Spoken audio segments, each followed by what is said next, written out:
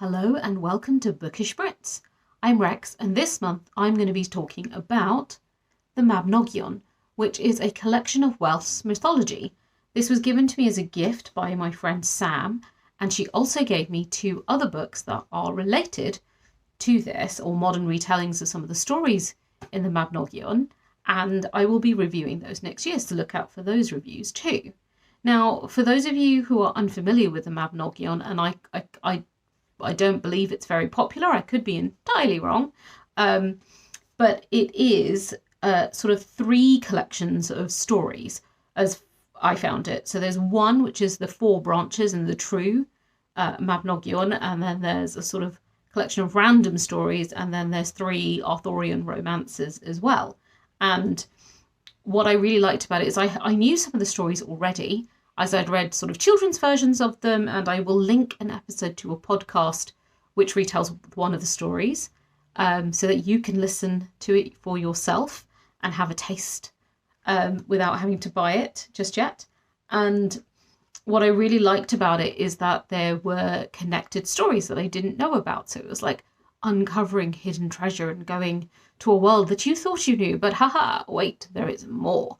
And what I love about mythology, and this does not disappoint at all, is that you get a little bit of everything. I've got wizards, I've got witches, I've got shapeshifters, I've got kings going to war, and you've got everything you expect from fantasy is in here somewhere. You've got cunning and plots and twists and turns and all sorts of things to do with people's lineage. It's always things to do with, who was born to who and who they're related to in some ways, and dragons and giants and heroes and adventures and all of that.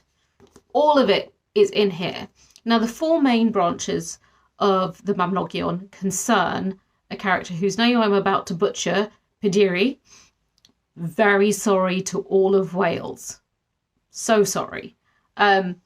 But he is sort of the connecting thread through the four branches. I wouldn't say he's the main character because he really isn't. In the first book, the first story is all about essentially his parents, and he is born right at the end of it.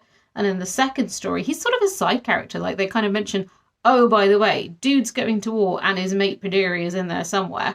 And he doesn't do much for the main narrative. Whereas in the third book, he's not the main character. He's not quite sidelined entirely. He's trying to get somebody he went to war with to hook up with his mum. Sure, you do that every day. And then in the fourth story, he meets, sorry for the spoiler, he meets his demise. So while he is the connecting thread, they aren't necessarily about him.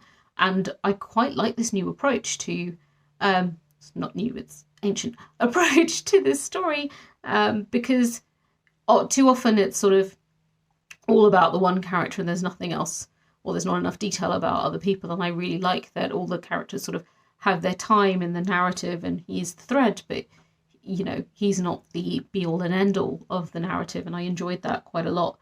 And the three romances are all sort of Arthurian romances, and I'm not going to dive, I think Arthur gets more than enough airtime, so I'm not going to dive into those, but they're about Gawain, and they're about Percival, and knights that you'll probably know pretty damn well already, but the stories might be new to you, so that's all the more reason to read.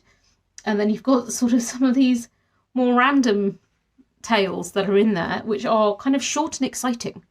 They're for me, those were the heavy hitters that I was just like, oh, punchy little story, great, and then on to the next one. I was like eating them like I would packets of crisp.